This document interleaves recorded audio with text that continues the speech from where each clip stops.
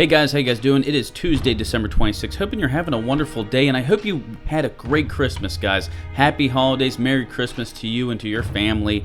May God's blessings be upon you guys. Alright, just because it's the holidays doesn't mean that the news stops. There's several things I want to talk about. I'm sorry I haven't been able to report to you guys different news, but I was on vacation.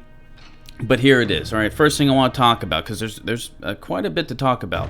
The U.S. is arming Ukraine with lethal weapons for the first time. All right, we've been talking about how the U.S. has given equipment to Ukraine for the past, I want to say 2 to 3 years, but it's been non-lethal. But the U.S. has now decided to give Ukraine lethal weapons. All right, and as you probably guessed, Russia is not happy about this one bit. They're not happy about this one bit.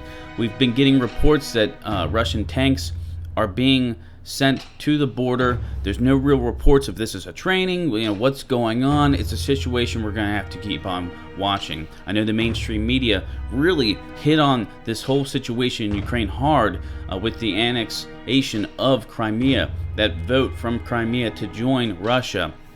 But really, it's just kind of left the mainstream media. It's not part of their agenda anymore, so they really don't care about it. But the situation in Ukraine continues to de-escalate. I mean, the situation has had different failed peace processes.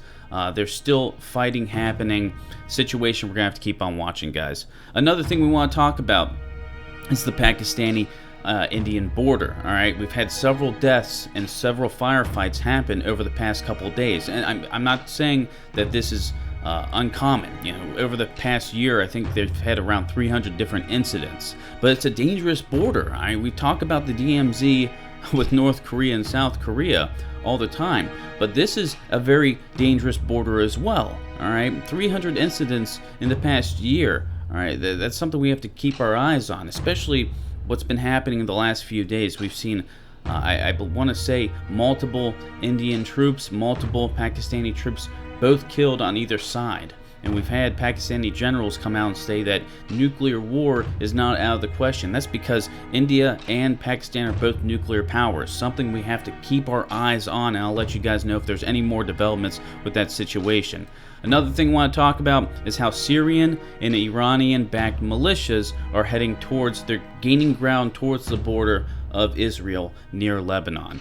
All right, this is a situation we have to keep on watching. The IDF has come out and stated that war could be happening with Iran sooner rather than later. All right, the Israelis, the Saudi Arabia, Syria, Iran, Russia, the United States, they all have a hand in the pot in that area. And we've talked about the Israelis and how the Saudi Arabian officials have gone out, tried to undermine the Iranian positions of influence in the Middle East worldwide. So we're going to have to keep on watching that situation as well. And the big one, guys, the big one we all want to talk about, North Korea, right?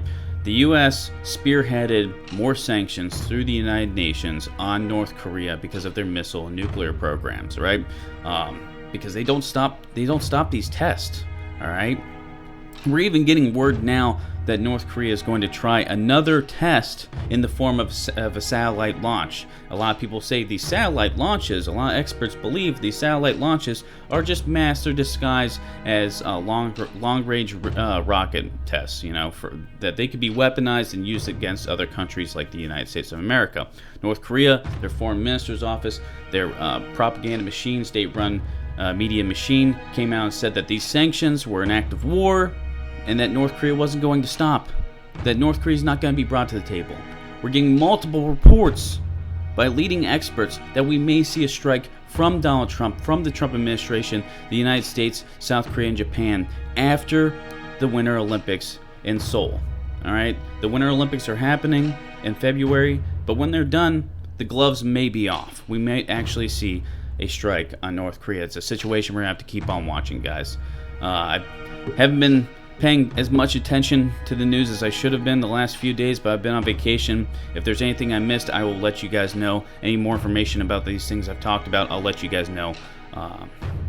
Hope you had a wonderful day, guys. All right, have a few beers, say a few prayers, and as always, keep your eyes to the skies. Thanks, guys.